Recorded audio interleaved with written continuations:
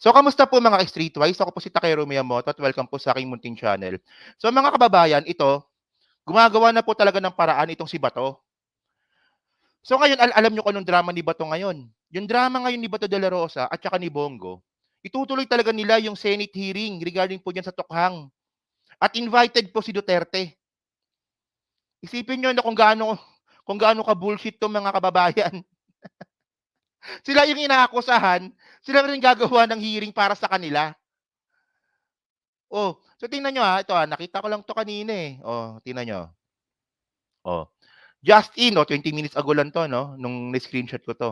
Just in, Senator Ronald Bato de la Rosa says the Senate will launch its own investigation into the war on drugs, will invite former President Rodrigo Duterte as resource person. Gago ang putang ina yang Bato na yan. Isipin niyo, sila yung inaakusahan, sila rin yung gagawa ng hearing. Oh, well, sa akin maganda 'to. Hindi ko pipigilan 'to. Hindi ko pipigilan 'to. Alam niyo kung bakit? Buti na lang nandun si Risa. Buti na lang nandun si Risa. Oh, sa ibang senador medyo duda pa ako.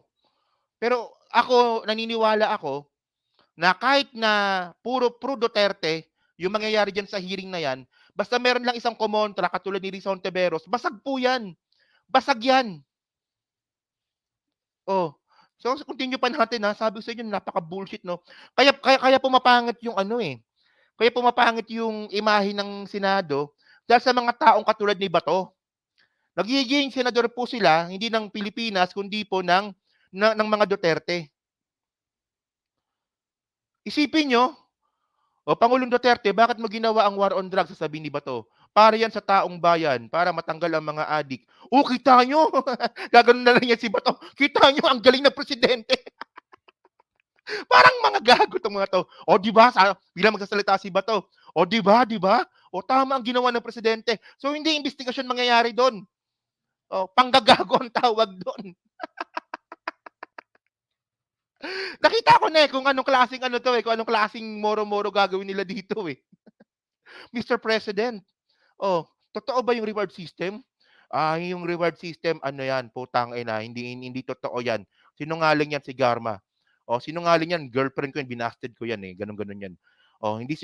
Kaya sumusunod ang pulis kasi tinaasan ko yung sweldo. 'Di ba gaganon na lang 'yan si Bato. 'Di ba mga kababayan 'no, tama ang ginawa ng presidente. Gaganon na lang 'yon, so magmumukha tayong tanga do'n. Oh, hindi, pero hindi mag-i-inhibit 'to, Gusto talaga nila, sila mismo. Babasahin natin, sila talaga may gusto. Oh, sabi dito 'no, malaking posibilidad na mag-attend siya kung kami ang mag-iimbita. Kasi mukhang mas komportable siya dito sa Senado kaysa lower house, De La Rosa said. 'Di ba? Oh, tapos sabi niya pa dito, hindi kasi naputol ko yung balita, eh. Ang sabi dito sa balita na 'to nung binabasa ko kanina, babagsak po talaga yung what they call this, yung hearing ni Duterte diyan po sa ano, sa committee mismo ni Bato.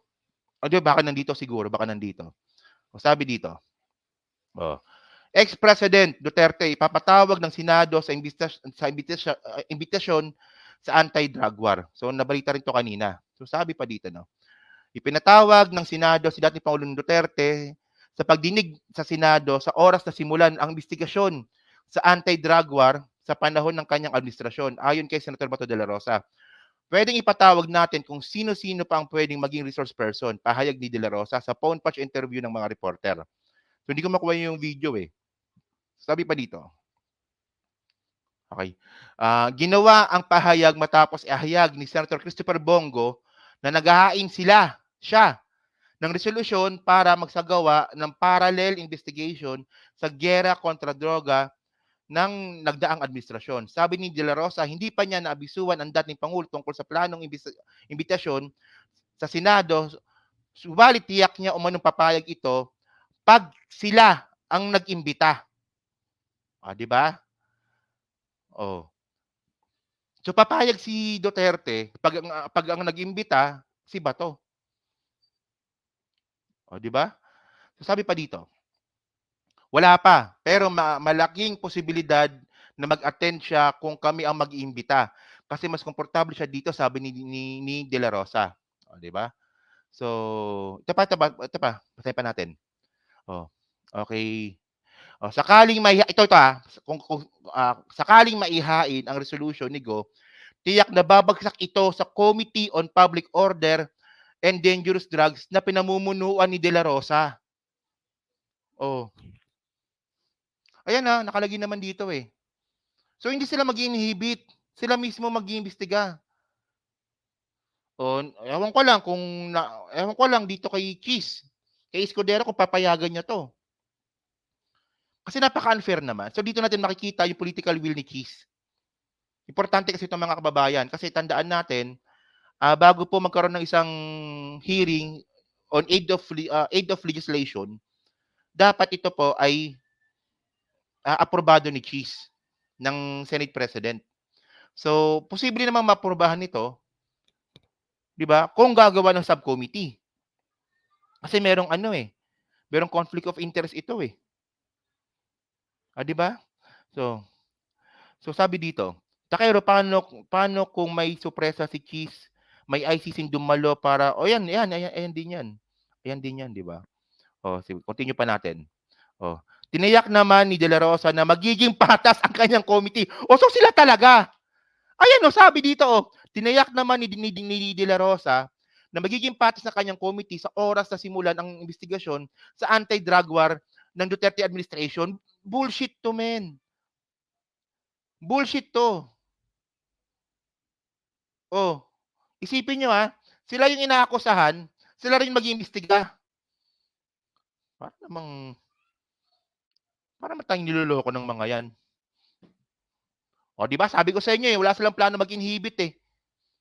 Teka lang, may message sa'kin sa Facebook. Importante ata 'to. Wala naman, okey. Okey, gets ko na. 'Di ba? Sabi niya ayan, hindi ko lang talaga makuha yung phone patch, eh, pero dito na ako kumuha sa balita. Isipin niyo, ayun ba, fair ba 'yun? Sa tingin niyo ba fair ba 'yun? Na isa kayo sa mga tingnan niyo 'to, tingnan niyo 'to, Sabi yan, utang na kayo yung kayo yung nasa taas ng tatsulok, eh. Yan, Duterte. Tandaan niyo, si Duterte. Ito yung ito yung matrix ni Garma. Yung matrix ni Garma, mga kababayan, ang nasa taas, si Duterte, si Bongo, si Bato. Tapos sila rin mag-iimbestiga sa sarili nila. Tapos sasabihin ni Bato, ito ay magiging patas, para naman tayong ginagago ng mga 'to. Palit tono ng mga boses ng mga 'yan. Sabi ni Kuya Hermes, 'no? 'Di ba? Isipin niyo, sinong bobong tao ang gagawa na mag-iimbestiga para ilaglag yung sarili niya? Oh, ewan ko. So, gagamitin niyo yung pera ng taong bayan, gagamitin ninyo yung pera ng taxpayers, ng mga taxpayers para protektahan yung sarili ninyo.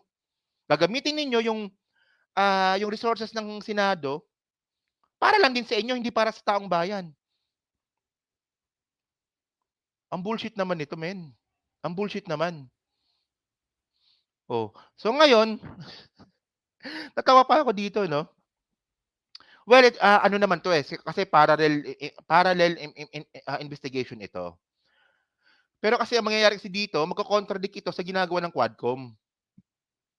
'Di ba? Wala, binoto natin, eh. Ako hindi ko binoto si Bato, hindi ko rin binoto si Bongo. Wala, binoto ng mga Pilipino 'yan, eh. So ngayon boboto niyo pa ba? Walang 'yan 'tong mga 'to, 'no, imbes na makatulong pabigat pa talaga, 'no? Oh, so ngayon ito, so nung binasa ko naman 'tong the rules of the Senate, nabasa ko 'to kanina, eh, medyo nadaanan ko 'to, 'no? No, the power to conduct formal inquiries or investigation. The Senate or its committee may conduct formal inquiries or investigation in aid of legislation in accordance with these rules. So ngayon ang mangyayari dito,